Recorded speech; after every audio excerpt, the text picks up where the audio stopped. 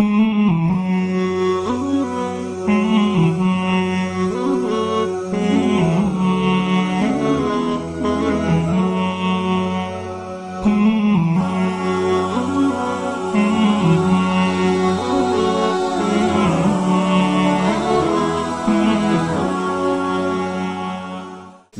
ar-Rahman ar-Rahim, alhamdulillah rabbil alamin, wa salatu wa salam ala ashraf al-mursalin. Donc on va prendre Surat al-Baqarah, les versets 159 et suivant, Inch'Allah. أعوذ بالله من الشيطان الرجيم. بسم الله الرحمن الرحيم.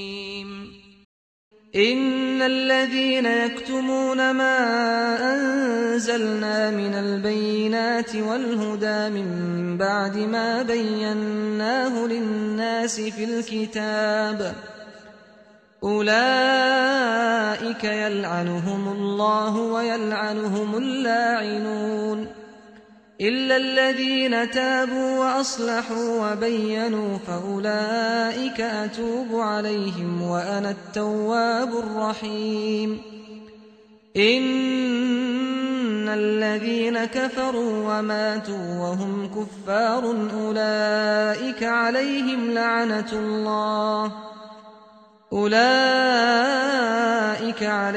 لعنة الله والملائكة والناس أجمعين. Sadaq Allah al-Azim. Donc, le sens, l'interprétation de ces versets, certes ceux qui dissimulent la part des preuves évidentes et de la bonne direction que nous avons fait descendre, après que nous l'ayons clairement exposé aux hommes dans le livre, ceux-là Dieu les maudit et les maudissent ceux qui appellent la malédiction divine. Exception faite de ceux qui se sont repentis, se sont amendés et ont exposé clairement cette part. De ceux-là, je reçois le repentir et je suis celui qui ne cesse d'accueillir le repentir, le tout miséricordieux. Certes, ceux qui ont mécru et qui sont morts alors qu'ils étaient incroyants, ceux-là reçoivent la malédiction de Dieu, des anges et des hommes en totalité. Ils y demeureront éternellement, le châtiment ne leur sera pas allégé et il ne leur sera pas accordé de délai. Alors le sens des expressions et les explications.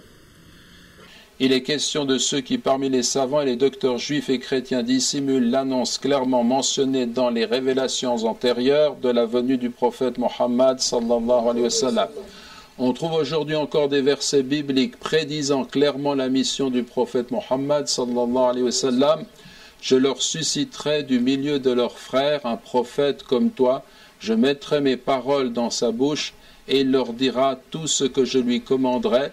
Et si quelqu'un n'écoute pas mes paroles, qu'il dira en mon nom, c'est moi qui lui en demanderai compte. Ceci c'est dans l'Ancien Testament, dans la Bible, Deutéronome 18, de 18 à 20.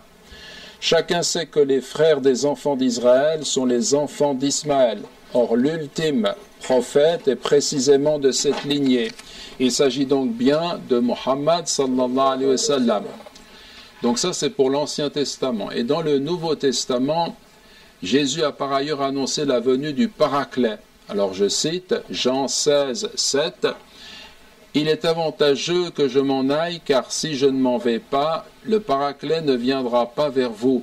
Mais si je m'en vais, je vous l'enverrai. » Donc le Paraclet, traduit très souvent dans l'Évangile par le Consolateur, mais aussi par l'Esprit de vérité, est un mot d'origine grecque dont le sens a été interprété abusivement pour le faire correspondre au dogme de la Trinité. Le passage suivant peut d'ailleurs nous convaincre du fait que le Paraclet annoncé ne sera pas un pur esprit désincarné, mais bien une personne transmettant un message. Quand les chrétiens disent du Paraclet que c'est en fait le Saint-Esprit qui vient après Jésus, eh bien en fait le Saint-Esprit c'est un être qu'on ne voit pas, c'est pas un messager que l'on peut qui a pris forme humaine. Et donc, en ce sens-là, quand on observe les paroles dites par Jésus, on voit qu'il s'agit vraiment d'un messager, de quelqu'un qui va parler très clairement. Alors, vous avez ce passage qui vous dit Jean 16, 12, 13, « J'ai encore beaucoup de choses à vous dire, mais vous ne pouvez les supporter maintenant. Mais quand celui-là, le Paraclet, sera venu, il vous conduira dans toute la vérité, car il ne parlera pas de lui-même, mais il dira tout ce qu'il aura entendu, et il vous annoncera les choses qui vont arriver. » Ce passage montre bien que le Paraclet viendra compléter le message transmis par Jésus dans toute la vérité. C'est bien là la fonction de l'ultime prophète Muhammad sallallahu alayhi wa sallam, qui n'a pas parlé de lui-même, mais a communiqué à sa communauté, à l'ensemble des hommes, mot pour mot, la révélation divine et les commandements de Dieu. Il ne parlera pas de lui-même, est-il dit, dans la Bible, il parlera au nom du Seigneur. Et vous savez que nous, dans le Coran, les sourates, la plupart des sourates du Coran, sauf la sourate 9, commencent par Bismillah ar-Rahman ar-Rahim, au nom de Dieu, le très miséricordieux, le tout miséricordieux. Donc le messager de Dieu nous transmet une parole qui lui a été en fait donnée, qui est la parole divine. Il dit au nom de Dieu, exactement comme dans le texte que nous avons lu. Également, il nous est dit ceci: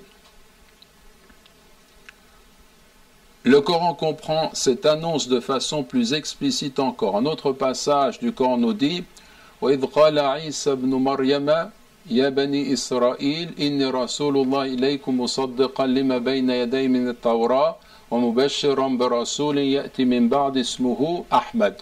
Donc ce passage, il est important, il nous dit: et quand Jésus, fils de Marie, dit aux fils d'Israël: je suis vraiment le messager de Dieu, envoyé à vous, confirmateur de ce qui dans la Torah est antérieur à moi, et annonciateur d'un messager qui viendra après moi, dont le nom est Ahmad. Il est particulièrement intéressant d'observer que dans ce passage, le nom utilisé pour désigner le prophète de l'islam, sallallahu alayhi wa sallam, est Ahmad et non Mohammed. Si le Coran était l'œuvre du prophète, sallallahu alayhi wa sallam, ou le produit d'une imposture, il est évident que la désignation de son auteur par son nom le plus célèbre se serait imposée. Si vraiment il était question, pourquoi est-ce qu'on parle ici d'Ahmad? Si le messager de Dieu était un imposteur, et si il voulait montrer que Jésus l'a annoncé, eh bien il utiliserait le nom par lequel il est connu, c'est-à-dire Mohammed. Pourtant, dans le Coran lui-même, ce n'est pas Mohammed. Jésus dit qu'il annonce la venue d'un messager après lui dont le nom est Ahmad. Et on sait que Ahmad, c'est l'un des noms du prophète sallallahu alayhi wa sallam. Si le Coran était l'œuvre du prophète sallallahu alayhi wa sallam ou le produit d'une imposture, il est évident, encore une fois, que la désignation de son auteur par son nom le plus célèbre se serait imposée. Mais non, ici le Coran précise que Jésus a parlé d'Ahmad, mot qui a la même racine que Mohammed, et qui, selon la tradition authentique de l'islam, est bien l'un des noms du prophète, sallallahu alayhi wa sallam. Razi, dans son célèbre commentaire de ce verset 6 de la sourate 61, affirme, alors ça c'est le commentaire de Razi qui est intéressant, Ahmad, le mot comprend deux sens. Le premier marque l'accent sur l'agent, c'est-à-dire qu'Ahmad est celui qui célèbre la louange de son Seigneur plus que quiconque. Le second marque l'accent sur l'objet, c'est-à-dire qu'Ahmad est celui qui est loué du fait de sa sincérité et de son comportement exemplaire plus que quiconque. Ceci, c'est dans le commentaire de Razi, le grand commentaire. Ahmad, c'est donc soit celui qui loue Dieu plus que quiconque, soit celui qui est loué plus que quiconque parmi les créatures. Or, le paraklétos est certainement une transcription erronée du mot périklitos, qui signifie précisément en grec le très loué, comme l'explique Mohammed Assad dans son commentaire et sa traduction, son interprétation du Coran. Ce qui est intéressant dans ce passage, c'est que du côté du Coran, vous avez le nom Ahmad qui est annoncé, et non pas le nom Mohammed. Ahmad qui signifie celui qui est le loué, le très loué.